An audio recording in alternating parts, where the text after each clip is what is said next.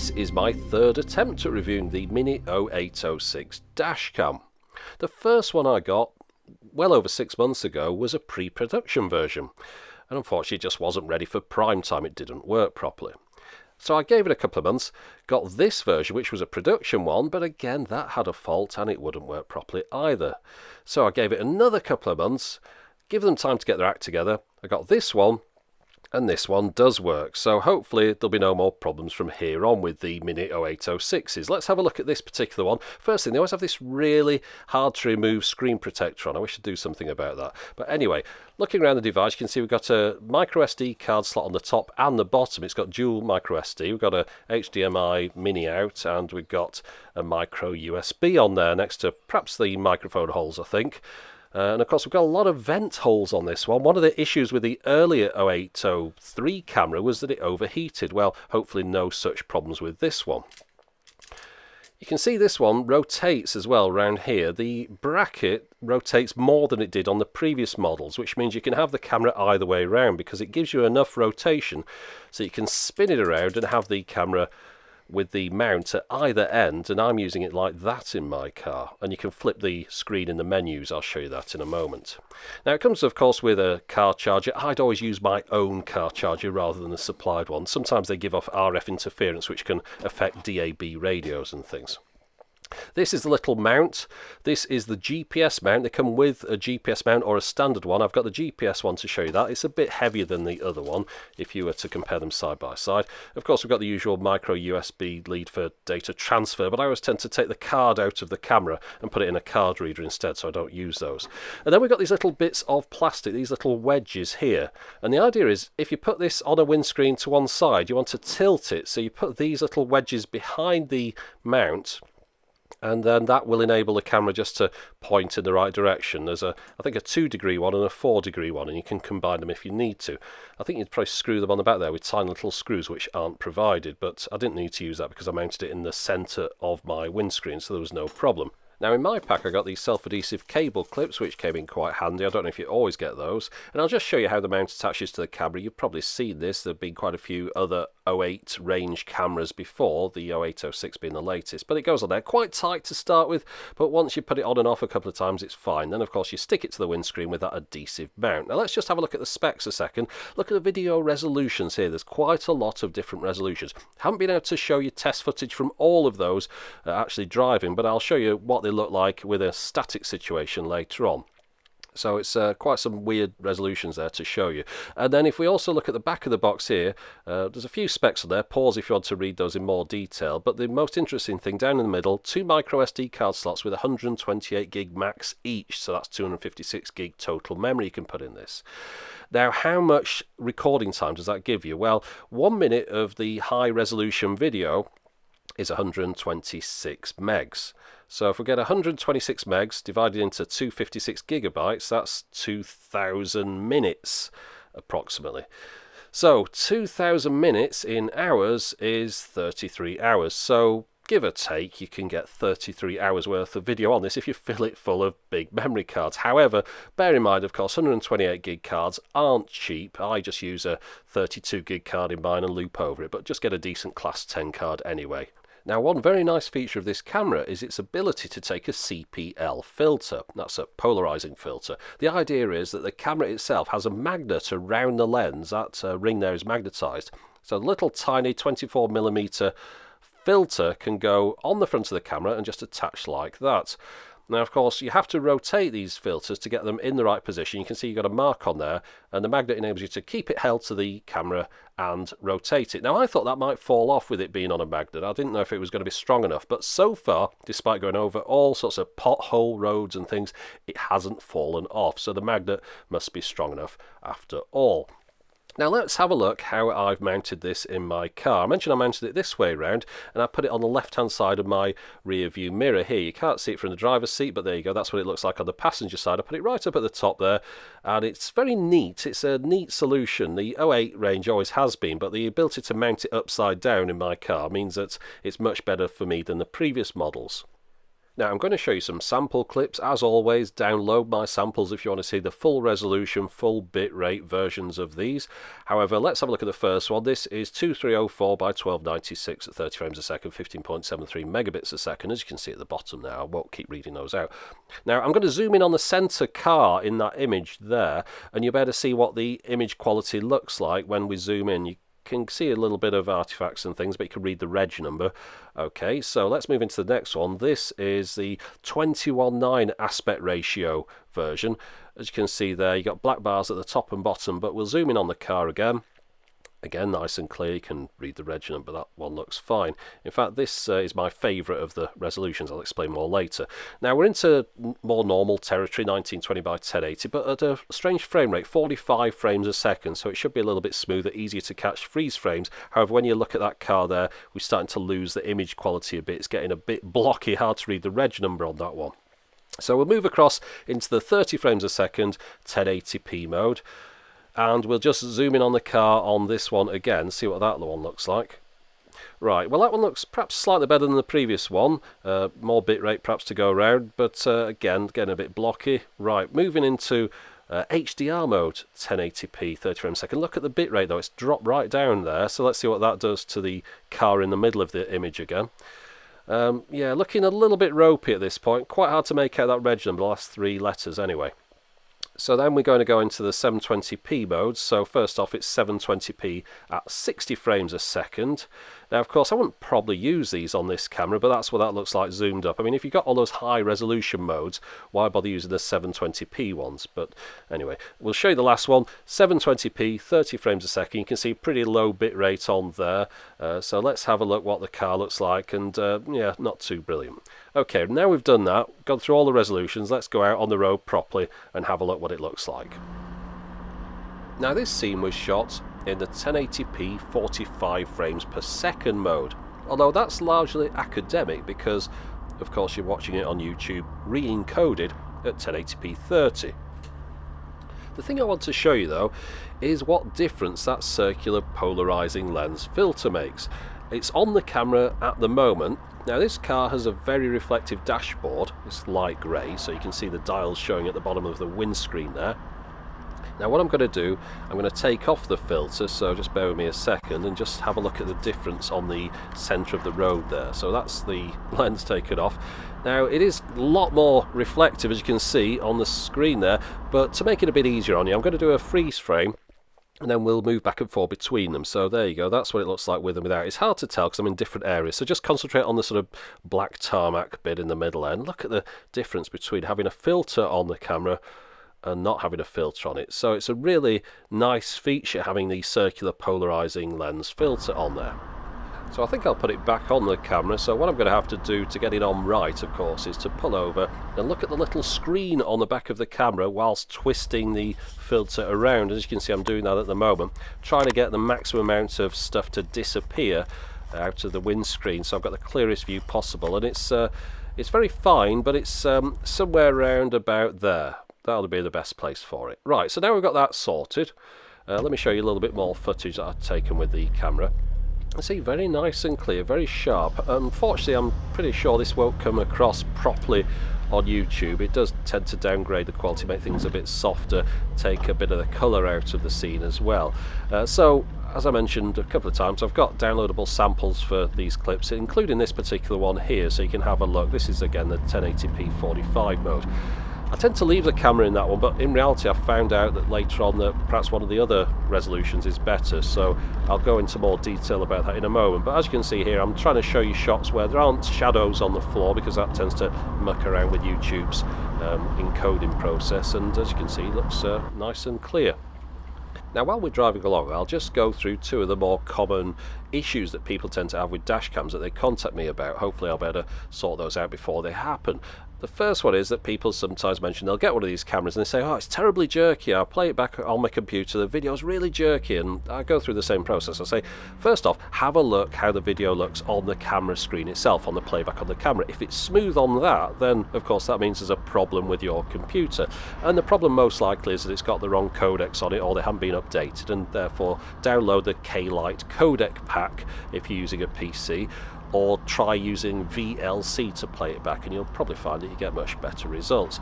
Now, this camera does come with the Registrator Viewer that automatically installs on the SD card whenever you format the card in the camera, and of course always format the card in the camera. Registrator Viewer is a PC program for playing back dashcam footage in combination with the GPS data, so it's very useful for this.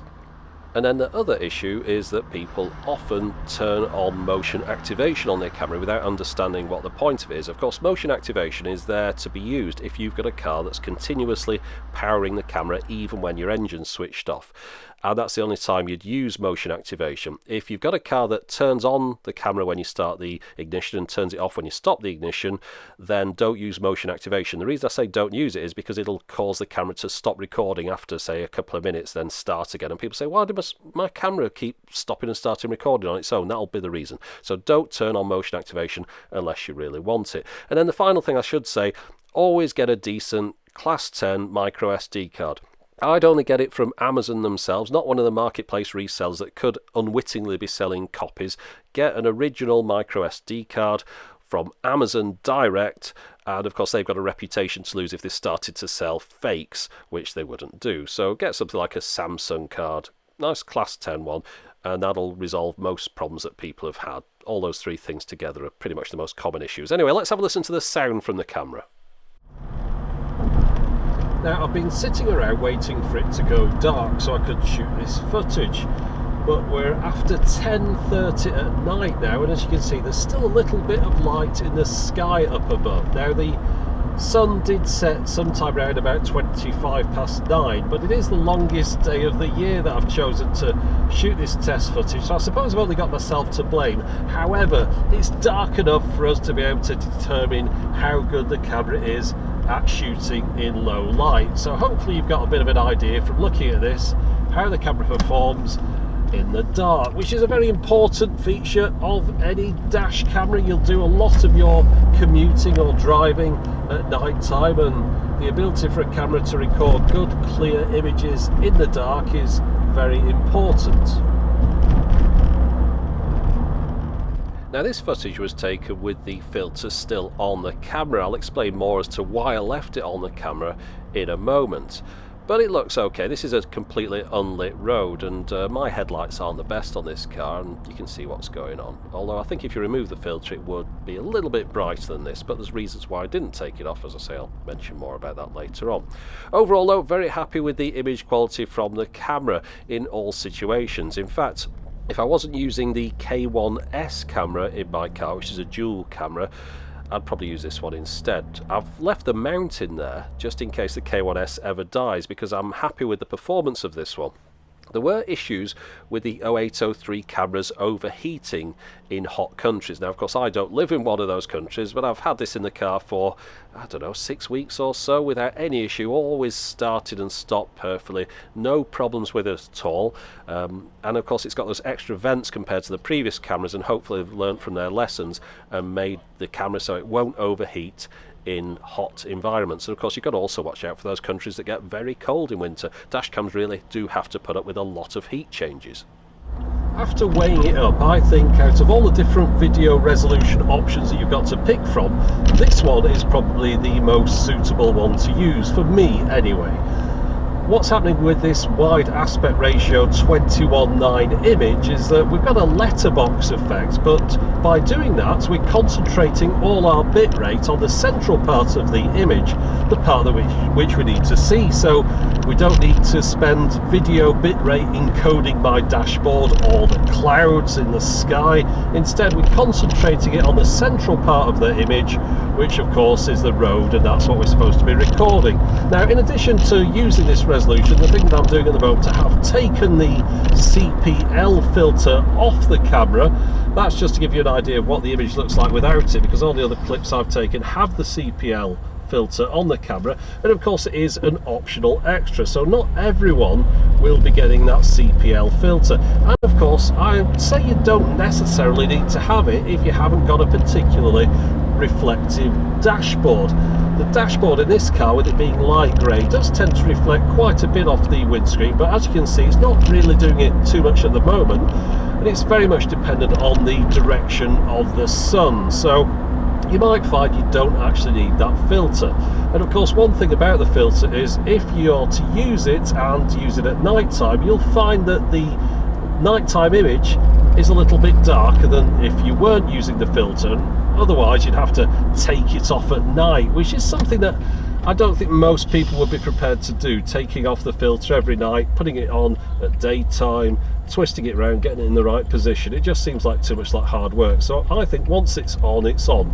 You're probably going to put it on in summer and then maybe take it off again in winter time. Now let's take a look at the operation of the camera itself. You've got three buttons on the right hand side here, up, down and select, and then on the left we've got three LEDs which are power, record and GPS, which is a green one. You can change the green one to be other things if you want. Now the camera in my car is mounted this way up, and of course those buttons were the other way around then. The camera's sensible enough to reorient the menu system.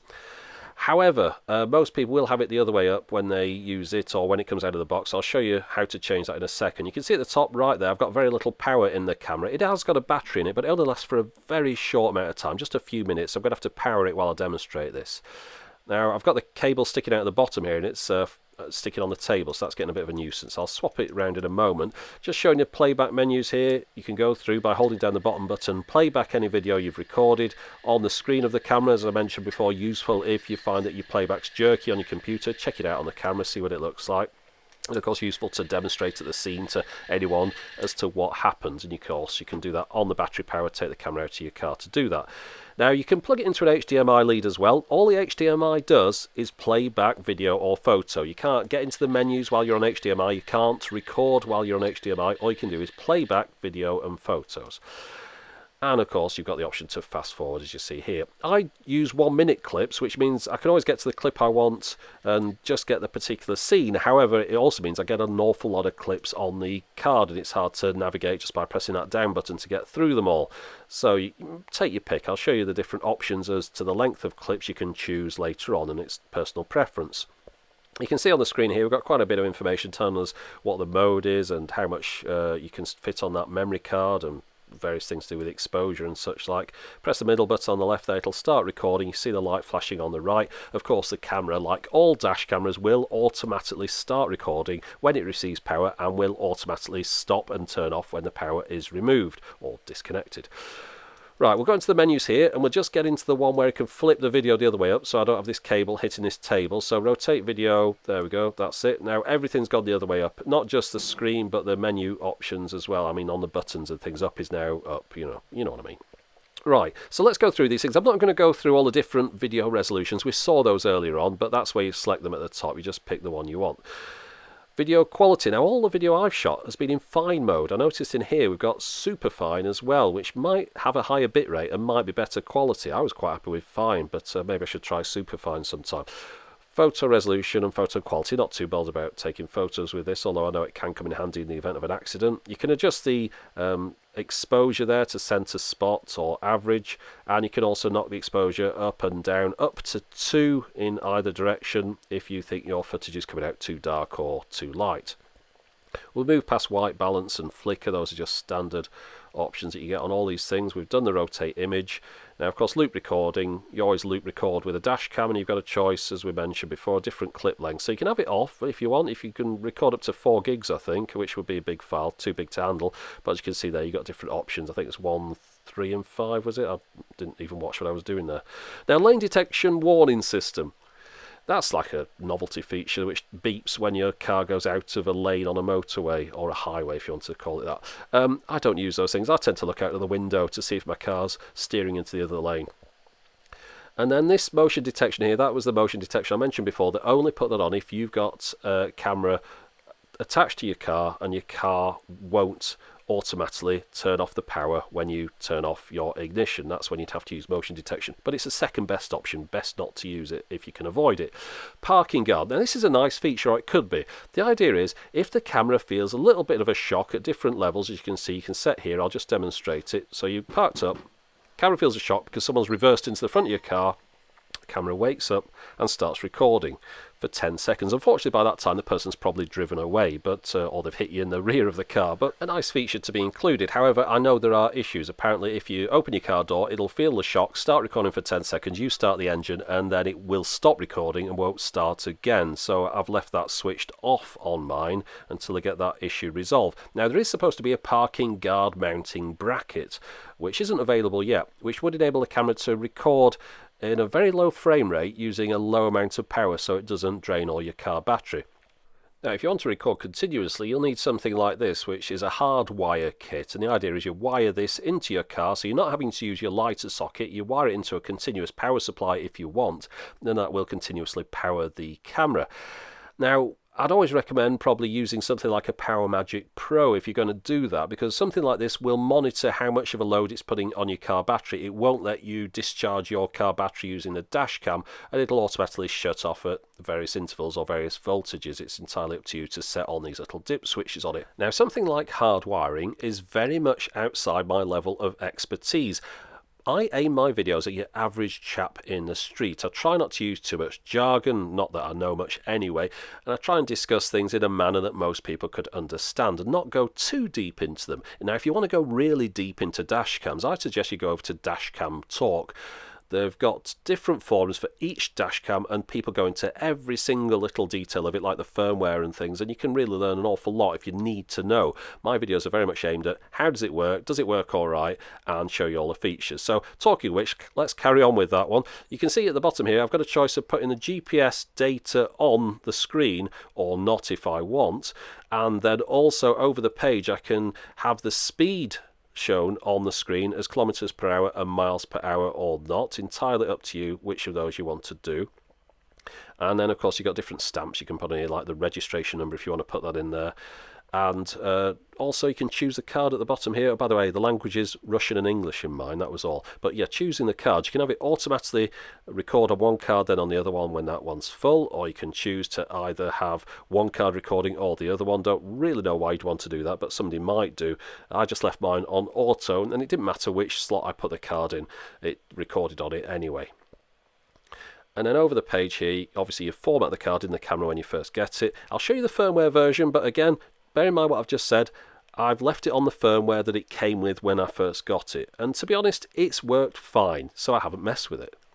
My main computer is a Mac because I use it for editing these videos together in iMovie, and therefore I'm showing you a Mac piece of software on screen now to enable you to play back the videos in conjunction with the GPS data. This one's called Dashcam Viewer. It's a paid piece of software. Now, on the micro SD card, when you format it in the camera, it will put a little exe file of Registrator Viewer, which is a Windows piece of software which enables you to do pretty much the same thing as this.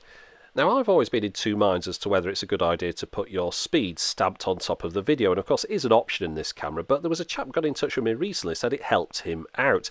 He was pulled over by the police who said he was doing 60 in a 40 zone late at night. He said no, he wasn't. He showed them the footage on his dash cam which showed he was going 40 in the 40 zone, and they let him go, so it can have its uses as well. Okay, so let's sum up the Mini 0806. Well, in my opinion, it's a great little camera. I particularly like the magnetic lens surround that enables me to attach that CPL filter that significantly reduces the effects of those reflections from my dashboard. I also think the general construction of the camera is quite a bit better than previous models in the range. Seems quite a bit stronger all round, although I did hear a bit of rattling from that mounting system.